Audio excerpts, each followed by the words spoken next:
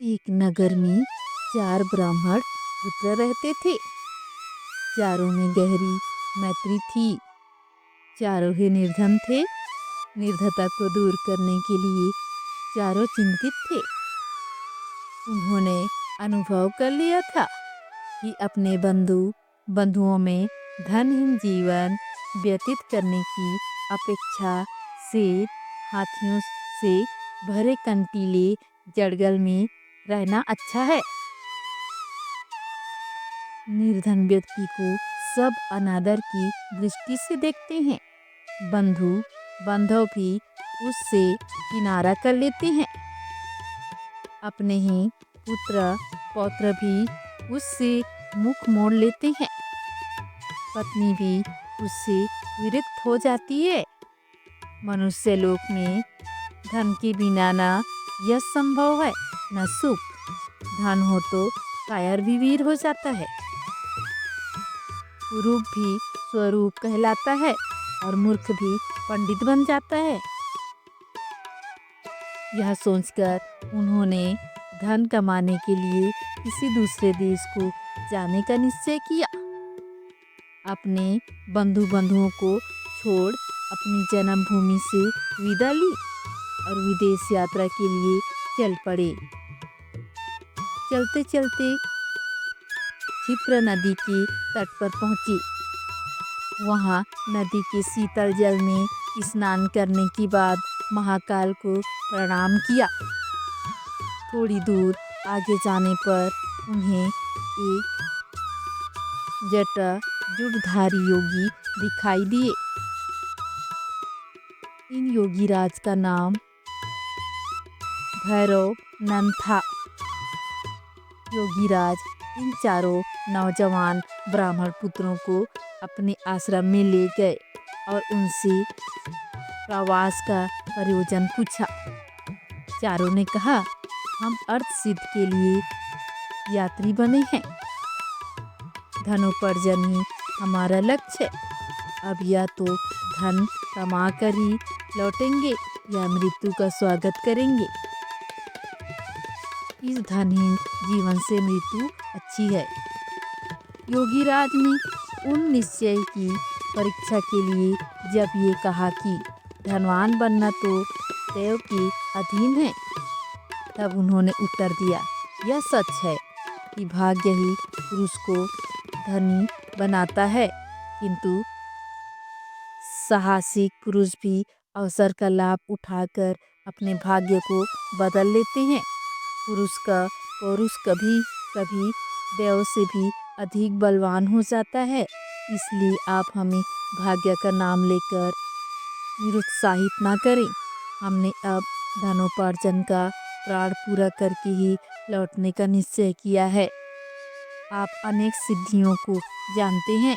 आप चाहें तो हम सहायता दे सकते हैं, हमारा पथ प्रदर्शन कर सकते हैं। योगी होने के कारण आपके पास महती शक्तियाँ हैं। हमारा निश्चय भी महान है। महान ही महान की सहायता कर सकता है। भैरवनंद को उनकी दृढ़ता देखकर प्रसन्नता हुई। प्रसन्न होकर धन कमाने का एक रास्ता बतलाते हुए उन्होंने कहा, तुम हाथों में दीपक लेकर हिमालय पर्वत की ओर जाओ। वहाँ जाते जाते जब तुम्हारे हाथ का दीपक नीचे गिर पड़े तो हार जाओ। जिस स्थान पर दीपक गिरे उसे खोदो, वहीं तुम्हें धन मिलेगा। धन लेकर वापस चले जाओ। चारों युवक हाथों में दीपक लेकर चल पड़े। कुछ दूर जाने के बाद उनमें से एक के हाथ का दीपक भूमि पर गिर पड़ा। उसी भूमि को खोदने पर उन्हें ताम्रमयी भूमि मिली। वह तांबे की खान थी। उसने कहा, यहाँ जितना चाहो तांबा ले लो। अन्य युवक बोले, मूर्ख, तांबे से दरिद्रता दूर नहीं होगी। हम आगे बढ़ेंगे, आगे इससे अधिक मूल्य की वस्तु मिलेगी।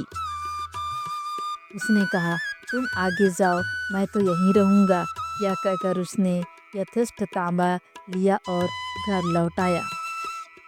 शेष तीनों मित्र आगे बढ़े। कुछ दूर आगे जाने के बाद उनमें से एक के हाथ का दीपक जमीन पर गिर पड़ा। उसने जमीन खोदी तो चांदी की खान पाई। प्रसन्न होकर वह बोला, यह जितनी चाहो चांदी ले लो, आगे मत जाओ। शेष दो मित्र बोले, पीछे तांबे की खान मिली थी, यहाँ चांदी की खान मिली है, निश्चय ही आगे सोने की खान मिलेगी, इसलिए हम तो आगे ही बढ़ेंगे। यह कहकर दोनों मित्र आगे बढ़ गए। उन दो में से एक के हाथ से फिर दीपक गिर गया।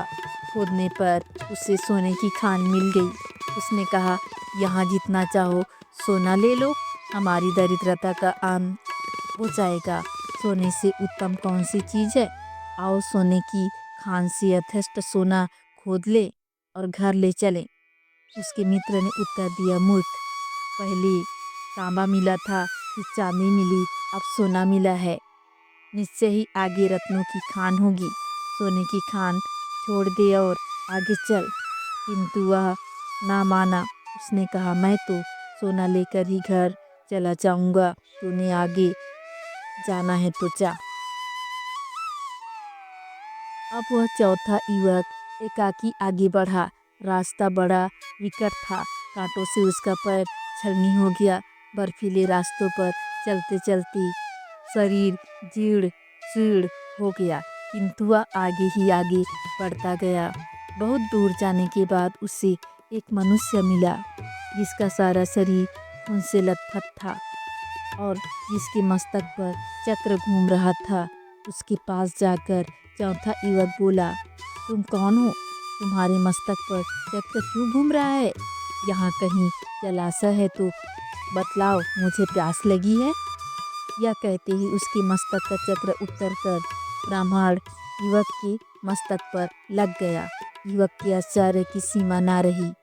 उसने कष्ट से ठहराते हुए पूछा, यह क्या हुआ? यह चक्र तुम्हारे मस्तक से छूटकर मेरे मस्तक पर क्यों लग गया? अजनबी मनुष्य ने उत्तर दिया, मेरे मस्तक पर भी यही इसी तरह अचानक लग गया था। अब यह तुम्हारे मस्तक से तभी उतरेगा जब कोई व्यक्ति धन के लोभ में घूमता हुआ यहाँ तक पहुँचेगा और तुमसे बात करेगा। युवक ने पूछा, यह कब होगा? अजनबी, अब कौन राजा राज्य कर रहा है? युवक, वीणा वत्सराज। अजनबी, मुझे काल का ज्ञान नहीं। मैं राजा राम के राज्य में दरिद्र हुआ था और सिद्धि का दीपक लेकर यहाँ तक पहुँचा था। मैंने भी एक और मनुष्य से यही प्रश्न किए थे जो तुमने मुझसे किए हैं। युवक, किंतु इतने समय में तुम्हें भोजन व जल कैसे मिलता रहा? अजनबी, यह चक्र धन के अति लोभी पुरुषों के लिए बना है। इस चक्र के मस्तक पर लगने के बाद मनुष्य को भूख, प्यास, नींद, जरा, मरण आदि नहीं सताती, केवल चक्र घूमने का कष्ट ही सताता रहता है।